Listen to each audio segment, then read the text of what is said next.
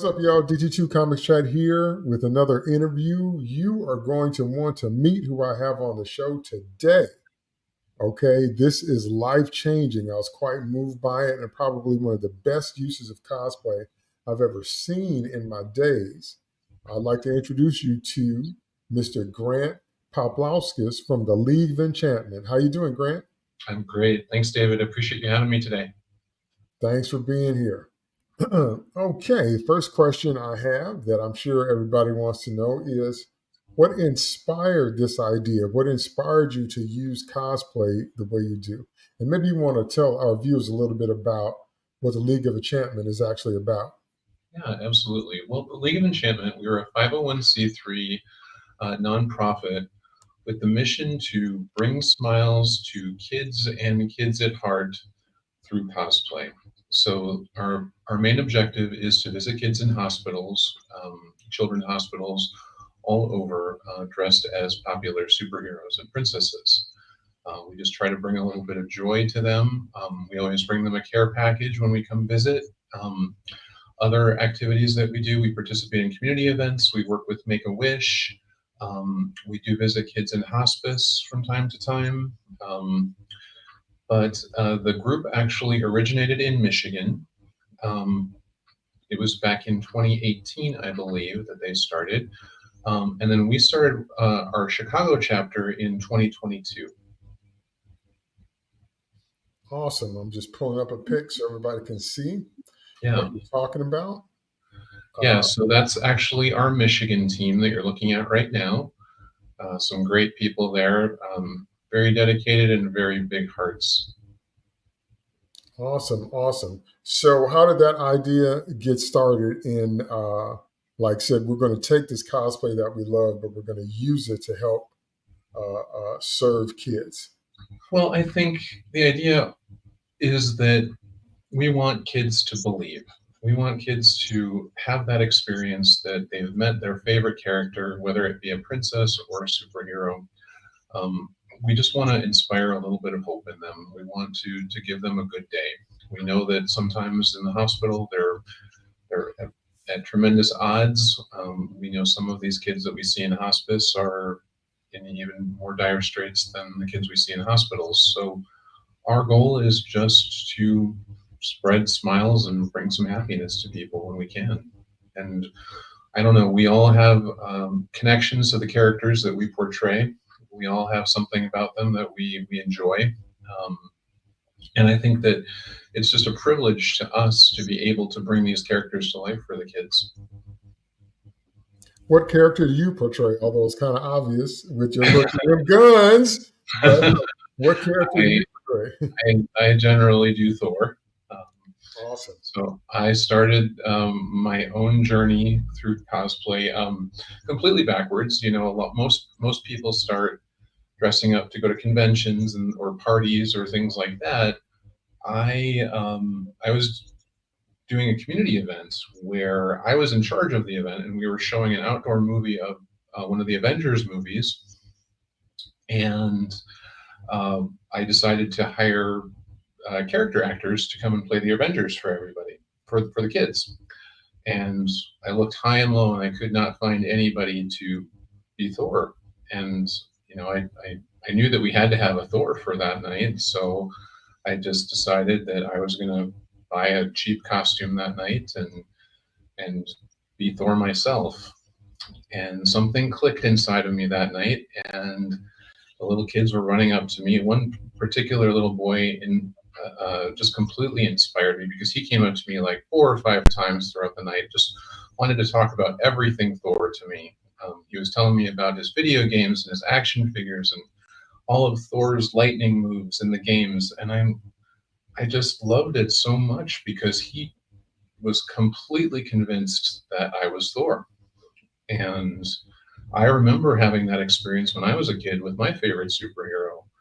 And I remember what it was like to just be in awe of their presence. And I just, right then and there, I just knew that I had to keep doing this. And I knew that there were organizations like the League of Enchantment out there that visited kids in hospitals. And I decided right then and there that I was going to keep doing this, that if I could get these kids to believe that I was Thor, in a cheap, $50 costume from Party City, that once I got a better costume and dedicated myself to it a little bit more, that I can do a lot more with this. And so my goal is, no matter what kid I'm meeting, where I'm meeting them, or how often I meet kids, I just want to show them that Thor cares about them. That's my primary objective. That is totally awesome. That's such a life changing experience when you get to meet your favorite hero and they're interacting with you. And like you said, Yeah, they're showing you that they care. That's incredible. Now, this is how we met. I actually met Grant at the last Capricorn, right. and I saw him with Cap, and I think it was Iron Man, and I ran right up to him, almost like I was a kid myself, and said, "You got to tell me more about this." And then once he told me what it was they did, I said, "We have got to get you introduced to our collective audience," because I Right. was just so moved in a positive direction by what he was saying, and I just think that's great. Now, uh, how does someone go about if someone was interested in joining the League of Enchantment, if they're already a cosplayer, but they want to connect with the league? How would they do that? Well, we would invite them to take a look at our website, leagueofenchantment.org. And we have all of our forms, and our information is right there. So you can actually apply to be a member right online, right on the website. Um, we we get back to people almost immediately, within a day or so, and we send them our code of conduct, and we send them all the information that they need to know about being a member. And then what they do is they go through an extensive background check, because we are visiting kids in hospitals. Safety is of the utmost priority to us. And then, we check their references, we evaluate them, and if all is clear, they are invited to become a member of our team. And then they would submit their costumes for approval too, because we don't accept those Party City costumes like I mentioned before. Um, we have very high standards, because the idea is that we are actually being realistic interpretations of these characters. We're not just putting on a cheap costume for some laughs here. We want to bring them to life as realistically as possible. So we do have standards for every costume. Every costume is evaluated by our team, and it's approved in one of several categories for where they can actually use it. That's really, really cool. Really, really cool. Now, tell me, what have been some of your biggest challenges in making this work? I think some of the biggest challenges is we get more requests than we can always accommodate. Although our team is growing, we have over 50 members here in Chicago now, so that's always amazing.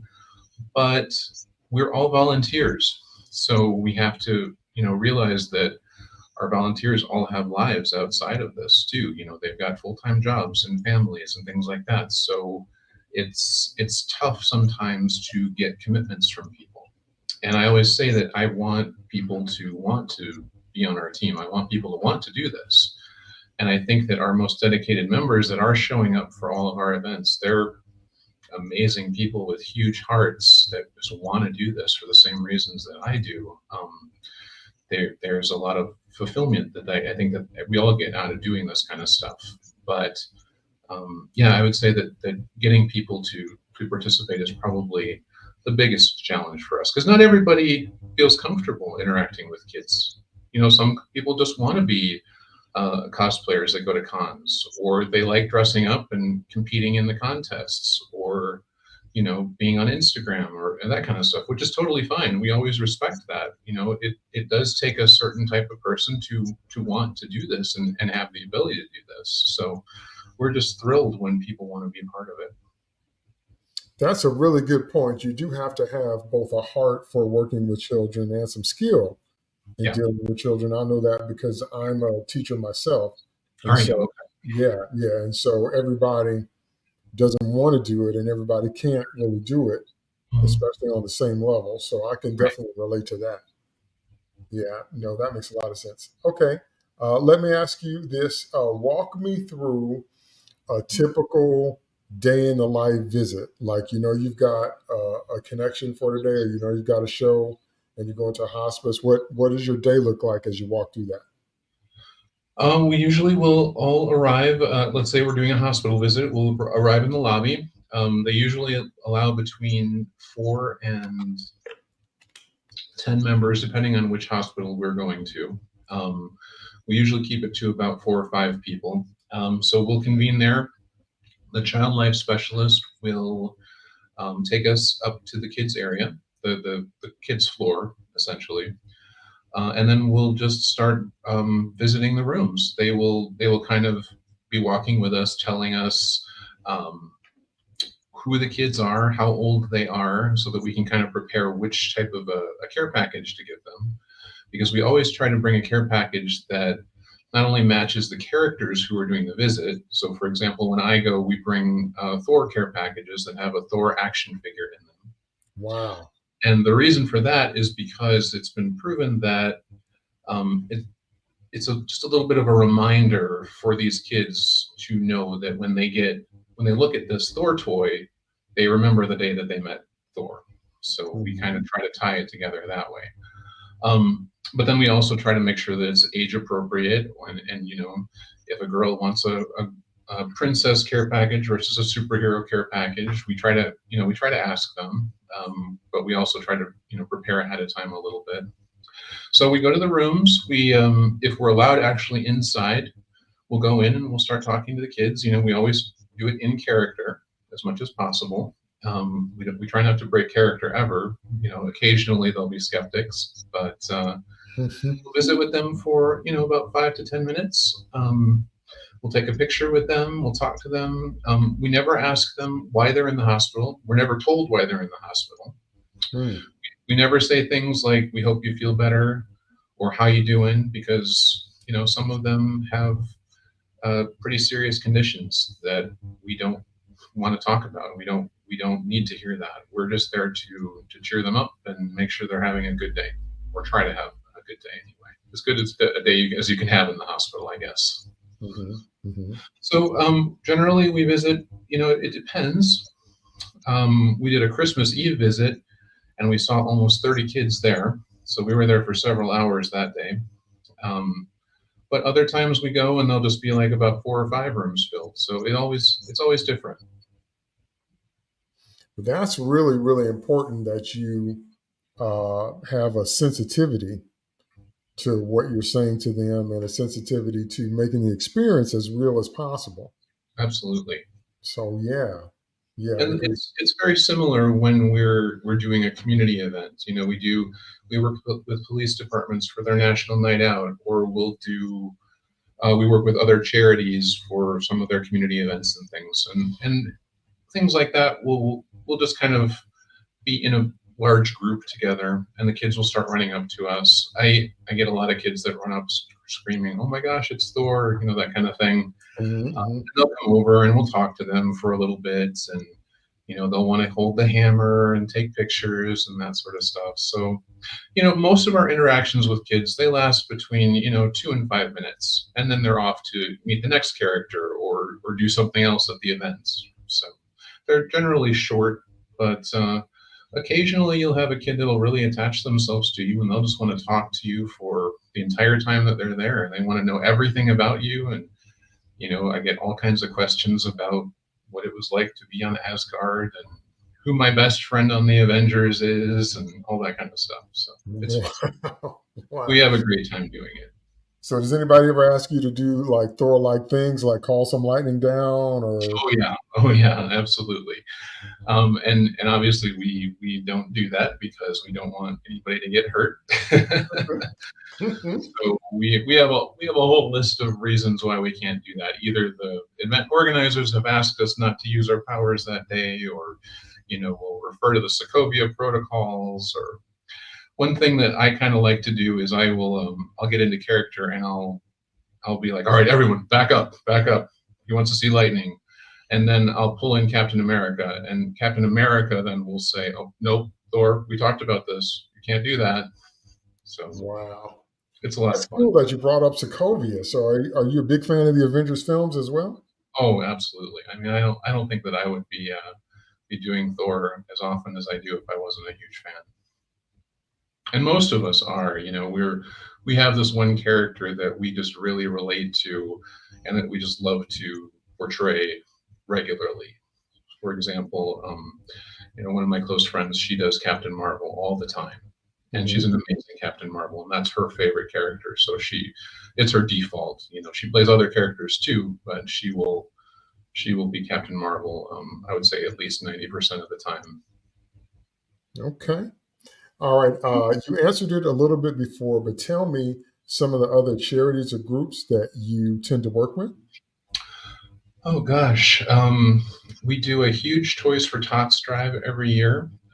We generally get about 1,000 toys at our drive. We work with Wedstra, which is the special needs organization nearby. We've worked with Easter Seals, Community Santa Project, Make a Wish. Gosh, we have a whole list of them. I wish I could think of more off the top of my head, but there's about 20 different organizations that we work with. That's fantastic. That's fantastic. So, last question. How long do you see this going on in your future? Like, is this, you're a lifer? Like, I'm cosplaying Thor for life, or like, what's your long range vision? I'm 45 now, so I don't think that I'm going to be able to play Thor forever. I'm hoping that I can get a good 10 years out of it before a younger, buffer guy comes in and takes my place. But maybe I'll transition to Odin at that point. I We'll was see. going to say, just jump on over to Odin. That's not like that's a problem. But I Awesome. have a blast. I'm gonna be Thor as long as I possibly can. All right. All right. So tell our audience again where we can find you online. You can find us on at leagueofenchantment.org, which is our website. We are also on social media. We're on Instagram and we're on Facebook. Just look up League of Enchantment Chicago.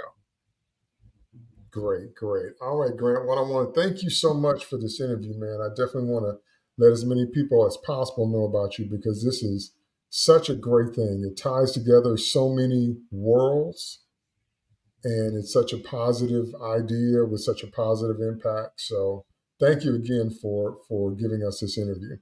Thank you, David. We appreciate you helping spread the word. All right. We'll see you next time.